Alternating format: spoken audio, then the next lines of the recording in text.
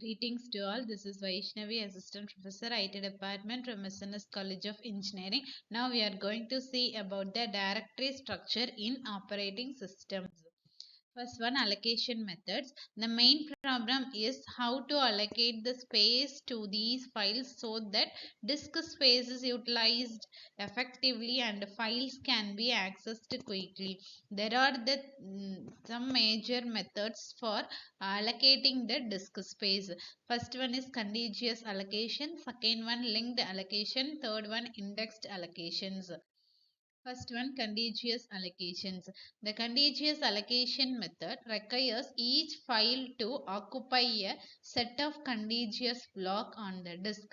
Contiguous allocation of the file is defined by the disk addresses and the length, that is we represented in the block units of the first block. If the file is in n blocks long and start at the location B, then it occupies the blocks b, b plus 1, b plus 2 and goes on up to b plus n minus 1.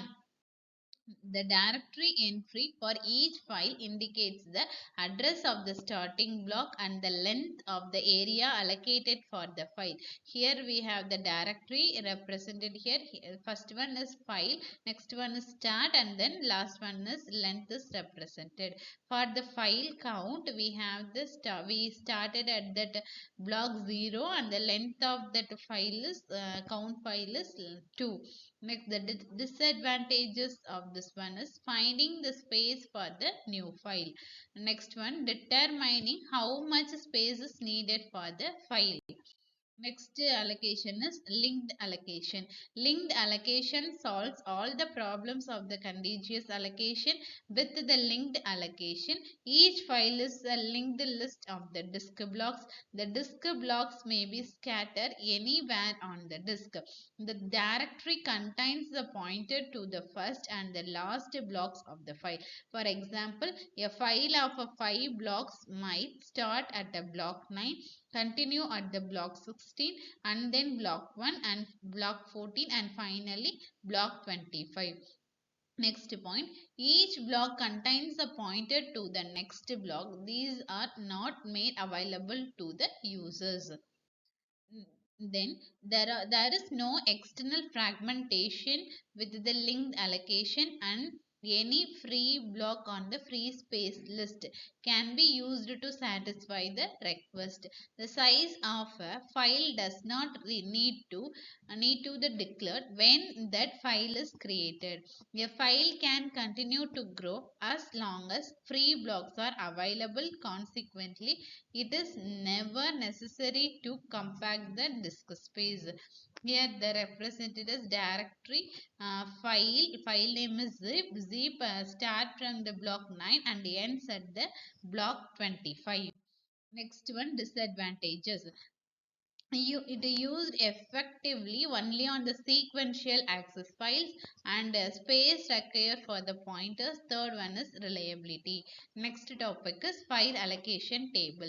An important variation on the linked allocation method is the use of the file allocation table. This is simple but efficient method of the disk space allocation is used the MS documents and OS operating systems. The section of the disk at the beginning of the each partition is set aside to contain the table. Next point, the table has the entry for each disk blocks and it is indexed by the index number. Third one is index allocation. Linked allocation solves the external fragmentation and size declaration problems of the contiguous allocations. This indexed allocation solves this problem by bringing all the pointers together into the one location, that is index block. Each file has its own index block which is an array of disks, that is block addresses. Here we have the diagrammatic representation. Here it represented the file name is zip, where here the zip file has an index block of number 19. Next one, disadvantages. First one is a pointed overhead. Second disadvantages is size of the index blocks. That is where we have the linked scheme, multi-level index and the combined scheme. Thank you.